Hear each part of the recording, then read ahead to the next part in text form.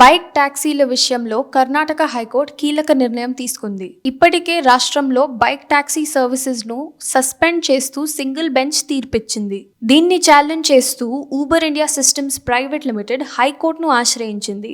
వారి పిటిషన్ను acting chief justice వి Kameswara Rao, justice Srinivas Harish కుమార్తో కూడిన బెంచ్ విచారించింది.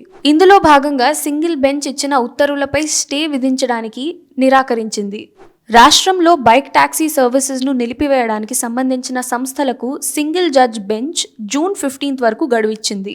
అంటే జూన్ 16 నుంచి కర్ణాటకలో బైక్ టాక్సీ సేవలు పూర్తిగా నిలిచిపోనున్నాయి. ఈ పిటిషన్ విచారణను హైకోర్టు జూన్ 24కు వాయిదా వేసింది. మోటార్ వెహికల్స్ యాక్ట్ కింద రాష్ట్ర ప్రభుత్వం గైడ్ లైన్స్ రూల్స్ పెట్టేంత వరకు రాష్ట్రంలో బైక్ టాక్సీలు నడవకూడదని సింగిల్ బెంచ్ స్పష్టం చేసింది. ఈ తీర్పు సరైనదేనని డివిజన్ బెంచ్ భావించింది. ఒకవేళ ప్రభుత్వం రూల్స్ ను సిద్ధం చేస్తుంటే మాత్రం స్టే ఇవ్వడంపై ఆలోచిస్తామని పేర్కొంది. కానీ ప్రభుత్వం మాత్రం తాము పాలసీ డిసిజన్స్ తీసుకున్నాం తప్ప రూల్స్ రెడీ చెయ్యట్లేదని చెప్పింది. దీంతో స్టేట్ గవర్నమెంట్ సహా ఇతరులకి నోటీసులు ఇచ్చి విచారణను న్యాయస్థానం వాయిదా వేసింది.